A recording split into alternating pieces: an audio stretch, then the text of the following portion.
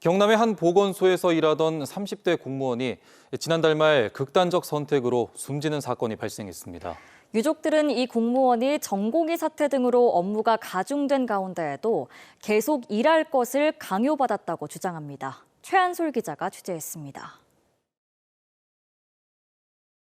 경남 산청에 살고 있는 송모 씨.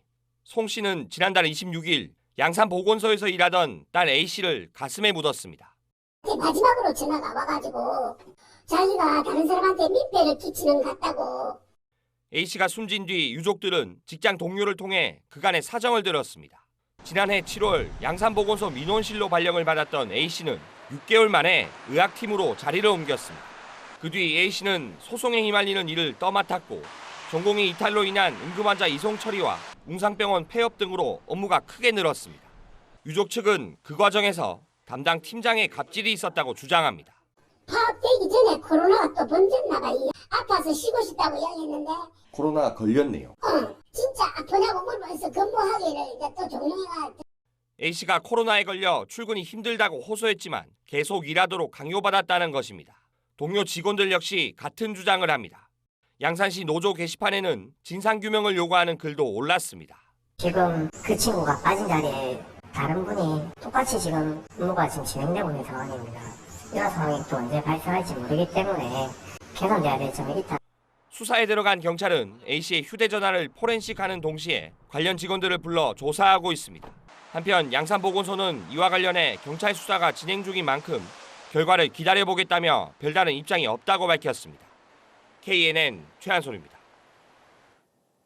7조 8천억 원 규모의 한국형 차세대 구축함 사업 수주전이 소송전으로 번지고 있습니다. 군사 기밀을 빼낸 HD 현대중공업이 사실상 면죄부를 받자 하나오션이 HD 현대중공업 임원에 대한 수사를 촉구하며 형사 고발하는 등 맹공에 나섰습니다. 주우진 기자가 보도합니다. 하나오션이 HD 현대중공업의 군사 기밀 유출과 관련해 임원 개입 여부를 수사해달라며 고발장을 냈습니다. 방위사업청이 지난주 HD 현대중공업에 대한 입찰 제한 심의에서 단순 행정 지도를 처분하자 판 뒤집기에 나선 겁니다. HD 현대중공업은 직원들이 하나오션의 한국형 차세대 구축함 관련 기밀을 빼돌린 혐의로 지난해 최종 유죄를 선고받아 심의를 받았습니다.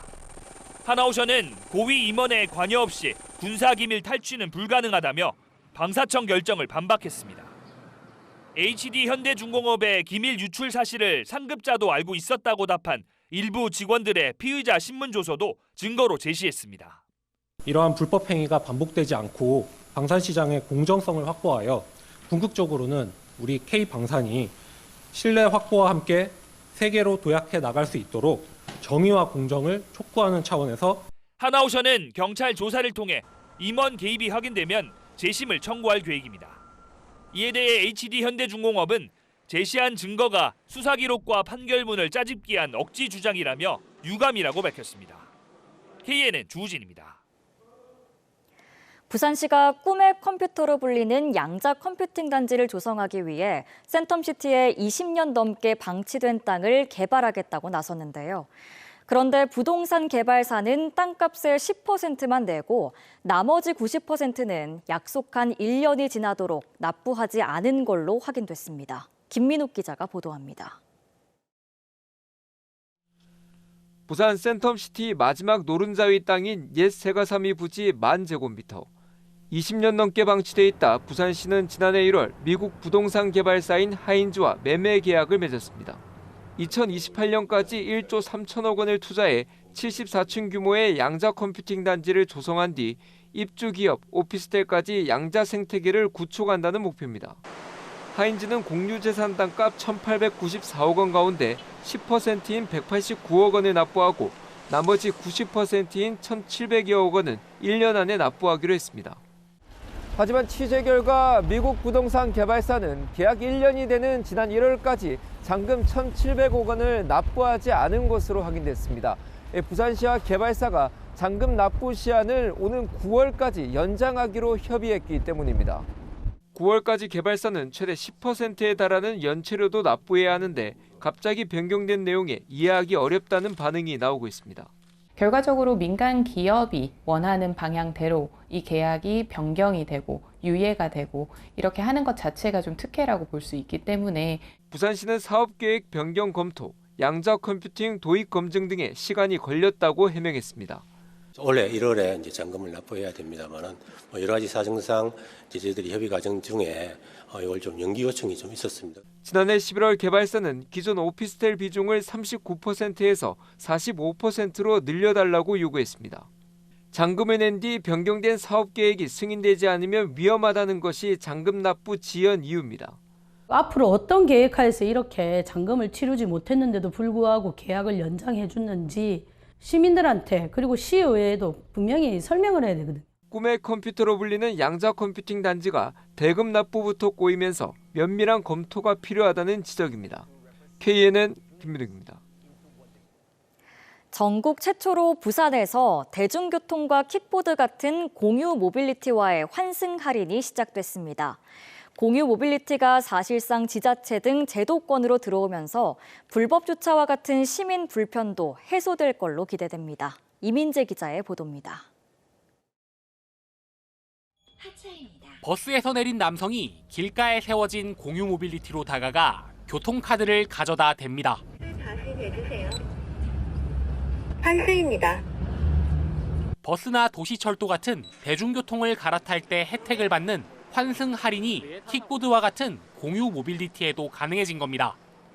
공유 모빌리티에 환승 서비스를 도입한 건 부산이 전국 최초입니다. 기존 공유 모빌리티들은 QR코드를 휴대전화로 찍어 잠금을 해제할 수 있었는데 앞으로 부산에선 교통카드를 태그해 이용할 수도 있습니다. 대중교통에서 하차한 지 30분 이내라면 환승 할인도 받을 수 있습니다. 환승입니다. 환승하면 공유 모빌리티 기본 요금 500원을 감면해 줍니다. 이달 동안은 분당 170원인 주행 요금도 20원으로 대폭 깎아줍니다. 대중교통이랑 환승 할인이 된다 하면 아무래도 조금 더 자주 이용할 수 있을 것 같고 또 학교 안에 또 구석구석 다니는 게 아니다 보니까 또 그런 점에 있어서는 되게 편리할 것 같습니다.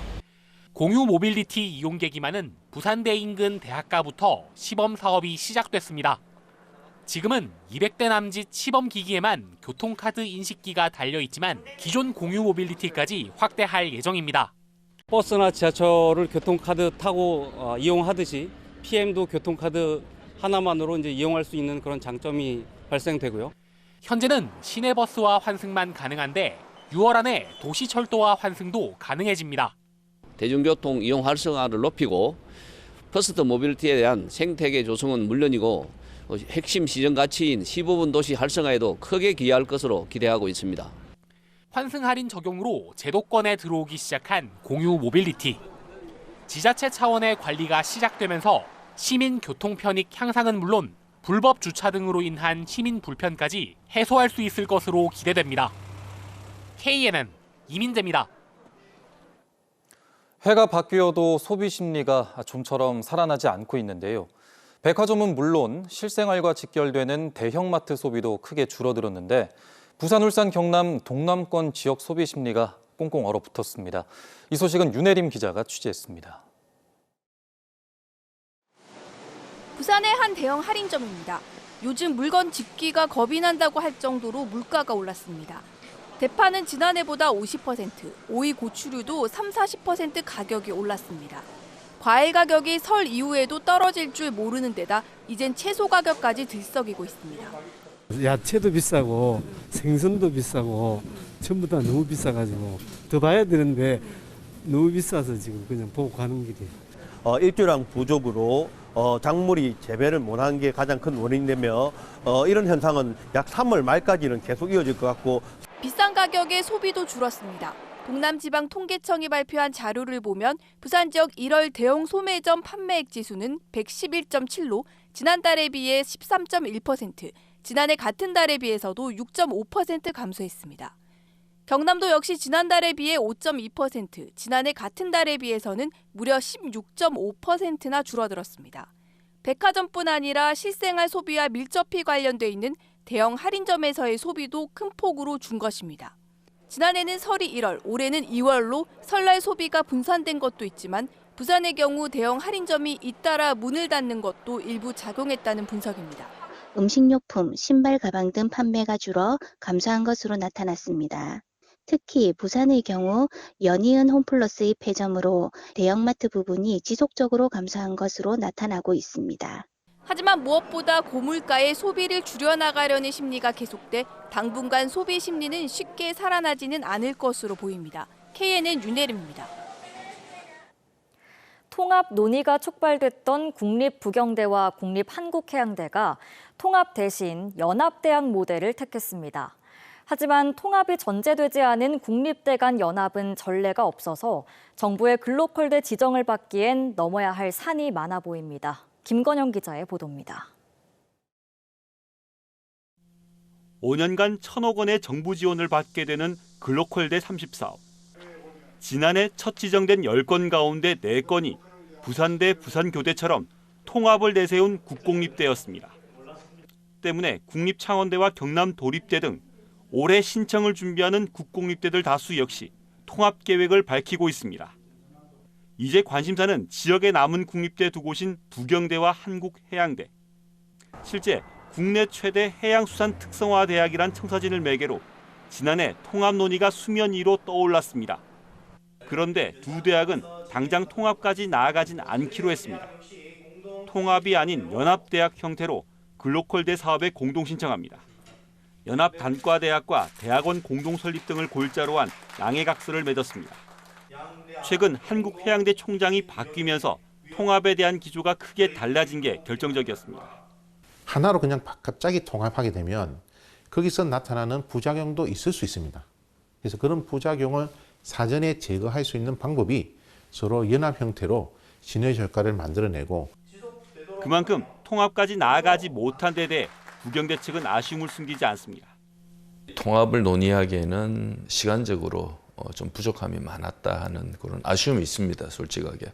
성과가 난다면 저희들은 통합 이상의 효과를 볼 수 있는 프로그램을 만들겠다. 너도 나도 통합을 내세우는 가운데 연합 모델로 글로컬대 지정을 받는 건 어렵다는 관측이 지배적입니다.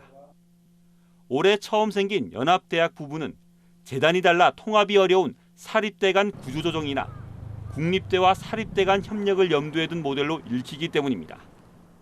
KNN 김건영입니다. 정부가 의대 증원 신청 수요 조사를 어제 마감한 가운데 부산 경남 지역 의대들의 신청 규모는 340명 이상인 걸로 확인됐습니다. 부산대학교는 현재 정원 125명에서 2배 늘어난 250명을 신청했고 동아대는 49명에서 100명으로 경상대는 76명에서 200명으로 2배 넘게 증원을 신청했습니다. 또 인제대는 현재 93명에서 120명으로 정원 27명을 늘려달라고 요청했으며 고신대는 정확한 증원 신청 규모를 공개하지 않았지만 20여 명 수준으로 알려졌습니다. 국제 여객선 탈출 훈련 과정에서 탈출 장치가 제대로 작동하지 않아 장치 관리가 부실하게 이루어지고 있다는 KNN 보도와 관련해 부산해양수산청이 전수조사에 나서기로 했습니다. 부산해양수산청은 장비에 포함된 로프 3개 가운데 하나가 손상돼 정상 작동하지 않았다며 전체 국제 여객선의 탈출 장치의 이상 여부를 확인하고 훈련 빈도도 높이겠다고 밝혔습니다. 부산경찰청 반부패 수사대는 정치자금법 위반과 가상자산 매수 혐의를 받고 있는 무소속 황보승희 의원에 대해 혐의 없음으로 불입건 결정을 내렸다고 밝혔습니다. 황보 의원은 지난 2020년 21대 총선을 앞두고 66명으로부터 2억 원 상당의 불법 정치자금을 받고 불법 정치자금으로 가상자산을 사들인 혐의를 받아왔습니다. 이에 대해 황보 의원은 불법 정치자금 리스트의 실체를 알지 못하고 가상자산은 국회에 자진 신고한 것이라며 거짓 고발한 관련자들에 대해 법적 책임을 묻겠다고 밝혔습니다. 부산항 신항과 진해 신항을 스마트 메가포트로 구축한다는 해양수산부의 발표와 관련해 경남도가 진해 신항의 조기 착공과 어업인 협력 강화를 추진합니다. 경남도는 사업 발주를 마친 진해 신항 1단계 사업의 올해 착공을 위해 해수부와 함께 어업 피해 보상 등을 서둘러 추진할 계획입니다. 또 진해 신항의 광역 교통망 확충을 위해 신항과 진례를 연결하는 고속도로 신설 등을 해수부 제4차 항만건설 기본계획 수정계획에 건의했습니다. 평소 공개되지 않던 진해 해군기지 사령부의 11부두가 올해 진해 군항제 기간 동안 관광객들에게 개방됩니다.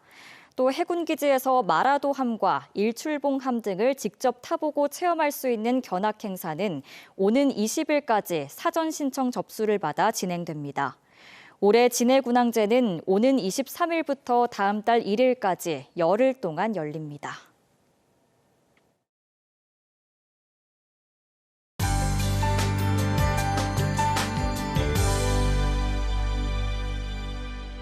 절기의 경칩인 오늘 봄을 재촉하는 비가 종일 내렸는데요. 내일은 소강 상태를 보이다가 늦은 오후부터 밤까지 부산과 경남 서부를 중심으로 다시 비가 내리겠습니다. 예상 강수량은 5mm 미만으로 적겠는데요. 기온이 낮은 산지에는 1에서 3cm 정도의 눈이 내려 쌓이겠습니다. 한편 부산과 남해안에 발효된 강풍주의보는 내일 밤에는 해제가 되겠습니다. 내일도 전국의 하늘 표정은 대체로 흐리겠습니다. 강원 영동과 영남, 제주도는 비나 눈이 이어지겠습니다. 아침 기온은 오늘과 비슷하겠습니다. 한낮 기온은 내륙을 중심으로는 오늘보다 크게 오르겠는데요. 오늘 7도 선 보였던 진주는 11도 예상됩니다. 창원은 낮 최고 10도, 거제는 12도, 밀양과 창녕은 11도까지 오르면서 평년 기온을 살짝 밑돌겠습니다. 부산의 아침 기온은 7도로 출발해 낮 최고 11도 선 보이면서 오늘과 비슷하겠습니다. 바다의 물결은 풍랑주의보가 발효된 가운데 먼 바다를 중심으로 매우 높게 일겠습니다. 또 오늘 밤부터는 너울성 파도에도 각별히 유의해 주시기 바랍니다. 내일 비가 그치면 당분간 뚜렷한 비 예보는 없겠고요. 이번 주말에는 대체로 맑겠습니다. 다만 아침 기온이 떨어지면서 추워질 것으로 예상됩니다. 날씨였습니다.